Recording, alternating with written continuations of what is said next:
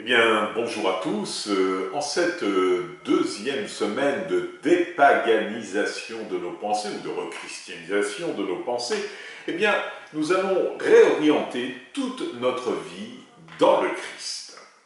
Saint Paul nous dit dans la première épître aux Corinthiens, au chapitre 10, verset 31, « Tout ce que vous faites, manger, boire ou toute autre action, faites-le pour la gloire de Dieu. » Alors, pour ceux qui prendraient le train en marche, nous vous conseillons de réécouter la première des 8 émissions que nous allons enregistrer, qui nous permettra de bien positionner cette opération salutaire que nous sommes appelés à accomplir durant ce temps d'été.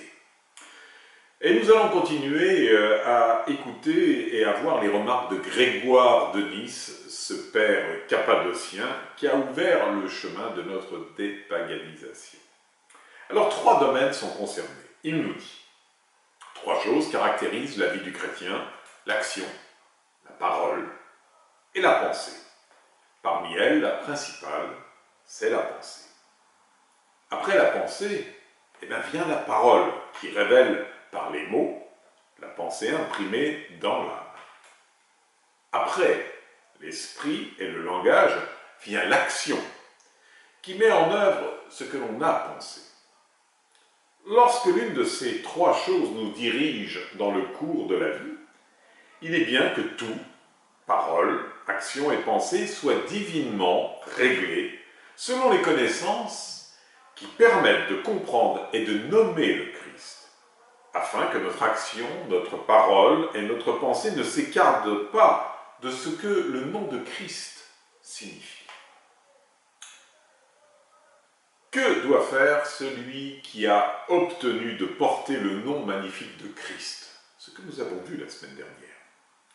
Eh bien, rien d'autre que d'examiner en détail ses pensées, ses paroles et ses actions. Est-ce que chacune d'elles tend vers le Christ? Ou bien est-ce qu'elle s'éloigne de lui? Cet examen se fait de multiples façons.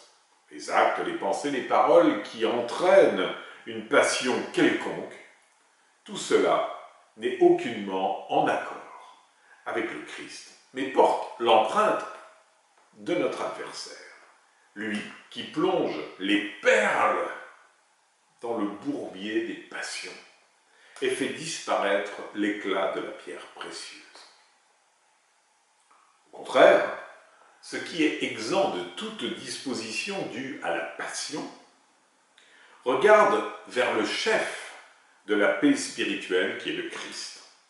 C'est en lui, comme à une source pure et incorruptible, que l'on puise les connaissances qui conduisent à ressembler au modèle primordial. La ressemblance pareille à celle qui existe entre l'eau et l'eau, entre l'eau qui jaillit de la source et l'eau qui est dans une amphore. En effet, c'est par nature la même pureté que l'on voit dans le Christ et chez celui qui participe au Christ. Et chez le Christ, elle jaillit de la source. Et celui qui participe au Christ puise à cette source et fait passer dans la vie la beauté de telles connaissances. C'est ainsi que l'on voit l'homme caché concorder avec l'homme apparent, et qu'un bel équilibre de vie s'établit chez ceux qui dirigent les pensées, qui poussent à ressembler au Christ.